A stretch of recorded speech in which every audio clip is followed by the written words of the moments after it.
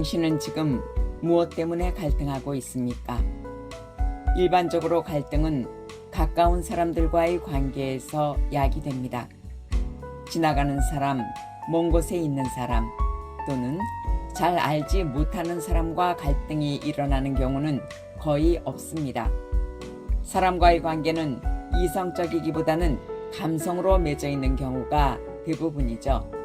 그러기에 갈등은 이성이 무너지고 감정이 앞설 때 발생하게 됩니다. 우리의 삶은 문제의 연속입니다. 그런데 이러한 문제 앞에서 우리가 그것에 대한 문제의 목적을 잃어버릴 때 발생하는 것이 갈등이라 할 수 있습니다. 최근에 친목회에서의 문제로 상담을 하게 된 적이 있습니다. 그 상담에서 저는 내담자의 이야기를 쭉 들은 후 한마디 했습니다. 그 모임의 목적이 무엇입니까? 내담자가 대답했습니다. 네, 친목입니다. 답하면서 내담자는 얼굴이 붉어졌습니다. 이미 답을 알아챈 것이죠. 그렇습니다. 친목이 목적인데 부수적인 일로 갈등을 빚은 것은 모순이며 과정의 착각입니다. 그러나 이러한 일들이 우리에게는 부지기수입니다. 그렇다고 상대의 순간적인 상황을 또 과정의 감정을 가볍게 여겨서는 안 됩니다. 본인에게는 그 당시 감정이 무엇보다 심각하다고 생각하기 때문에 고민하고 상담하는 것이죠. 그러나 우리는 상황 가운데 늘 목적을 기억해야 합니다. 이러한 관점 정리가 우리의 문제를 정리하는 데 큰 도움을 주게 됩니다. 갈등이 모두 부정적인 것은 아닙니다.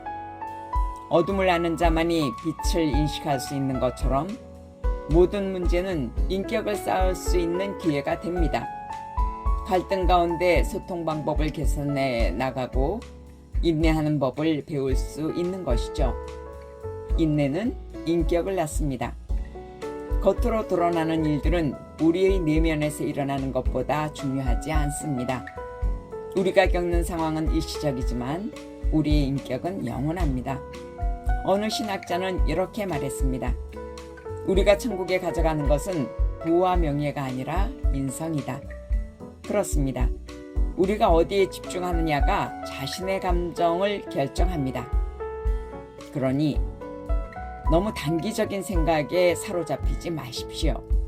결과에 초점을 맞추시기 바랍니다. 그리고 결코 서두르지 마십시오. 인격이 자라는 것은 삶의 여정을 통해 길고 느린 과정입니다. 이제 삶의 초점이 확실하다면, 자신이 추구하는 목적을 확신한다면 언쟁이 아닌 갈등이 아닌 설득을 해나가야 합니다. 그것이 조금은 더디고 조금은 더 힘들더라도 그렇게 해야만 합니다. 앞에서 예를 든 친목회에서의 갈등은 그 모임의 핵심 가치에 대한 확신을 가지게 됨으로써 그 내담자가 가지고 있던 갈등은 순간 없어지게 되었습니다. 내적 갈등이 있습니까? 자기 확신이 없음입니다. 삶의 갈등이 있습니까? 자신의 인생에 대해 확신이 없어서입니다. 관계 갈등이 있습니까? 그 관계의 의미에 대한 인식 부족 때문입니다. 인식 부족은 확신의 부재를 가져옵니다. 기억하시기 바랍니다. 갈등은 확신의 부족입니다.